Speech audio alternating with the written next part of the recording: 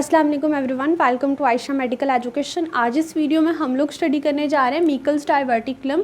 ये क्या होते हैं? हमारे पास स्मॉल स्ट्रक्चर्स होते हैं जो कि हमारे इंटेस्टाइन के साथ अटैच होते हैं, जिनको स्टडी करना इंपॉर्टेंट है बिकॉज बहुत सारे क्लिनिकल प्रॉब्लम्स है वो इसके साथ एसोसिएट हैं।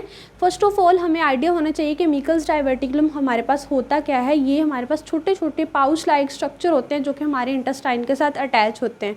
सो ये पाउच लाइक स्ट्रक्चर जो हैं इनके अंदर क्लिनिकल इश्यूज आते हैं जिससे हमारे पास क्या बन जाती हैं, क्लिनिकल प्रॉब्लम्स हो जाते हैं।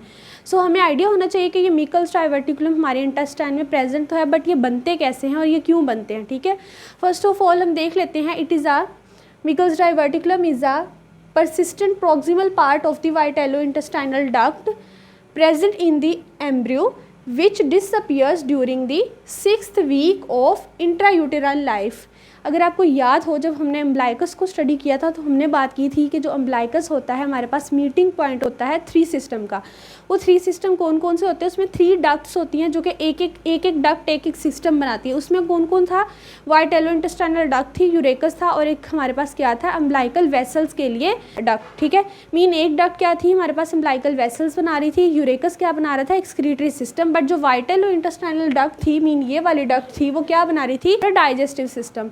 किसमें? एम्ब्रियोनिक लाइफ में। सो होता क्या है इन एम्ब्रियोनिक लाइफ, ये जो वाइटेलोइंटेस्टाइनल डक्ट है इसका कुछ प्रोक्सिमल पार्ट जो है वो परसिस्ट कर जाता है, मीन रिमेनिंग रह जाता है।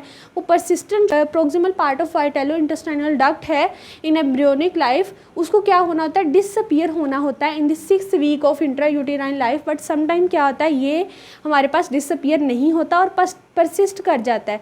सो ये जो persisted proximal part of vitellointestinal duct होता है, ये क्या करता है फिर? वो ही इंटेस्टाइन में छोटे छोटे पाउच लाइक स्ट्रक्चर बना देता है जिसको हम बोलते हैं डाइवर्टिकुलम और द मीकल्स डाइवर्टिकुलम। सो हमारे पास क्या होते हैं? छोटे छोटे, मीन अगर ये इंटेस्टाइन है तो इसके साथ छोटे छोटे इस तरह से पाउचेज अटैच होंगे जिसको हम बोलते हैं मीकल्स डाइवर्टिकुलम। ये कहाँ पर कॉमनली कहाँ पर प्रेजेंट होते हैं? जहाँ पर आर्टरी जो है वॉल ऑफ द इंटेस्टाइन को एंटर करती है, वहाँ पर ये छोटे छोटे पाउच बन जाते हैं इस परसिस्टेड वाइटेलोइंटेस्टाइनल डक्ट के। सो इसके रिलेटेड हमारे पास क्या है? Some points about it are as follows.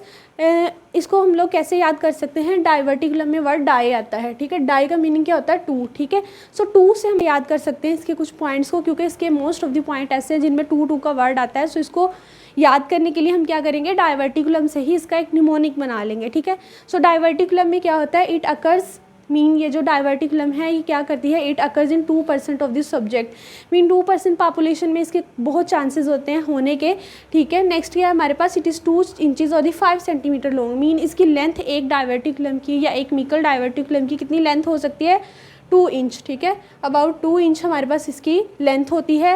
And it is 2 times more common in man. अगर हम इसका कंपैरिजन करें, it is more common in man than women. ठीक है, नेक्स्ट आ जाता है it is 2 feet from the ileocecal valve, mean small intestine में ही होगा। सो ये कितना अवे होता है? इलियोसिकल जंक्शन क्या होता है? जहाँ पर इलियम एंड होती है और सीकम स्टार्ट हो जाता है। सो वो जो इलियोसिकल जंक्शन है या इलियम का जहाँ पर एंड होता है उससे कितना अवे है? It is 2 feet from ileocaecal valve. Next आ जाता है हमारे पास अपेक्स में फ्री और may be attach to the umbilicus mesentery और एनी अदर स्ट्रक्चर, मीन जिसकी अपेक्स होती है जो हमारे पास डाइवर्टिकुलम है उसकी जो अपेक्स होती है, इट मे फ्री और may attach to the mesentery, umbilicus और एनी अदर स्ट्रक्चर। मिजेंट्री क्या होता है हमारे पास?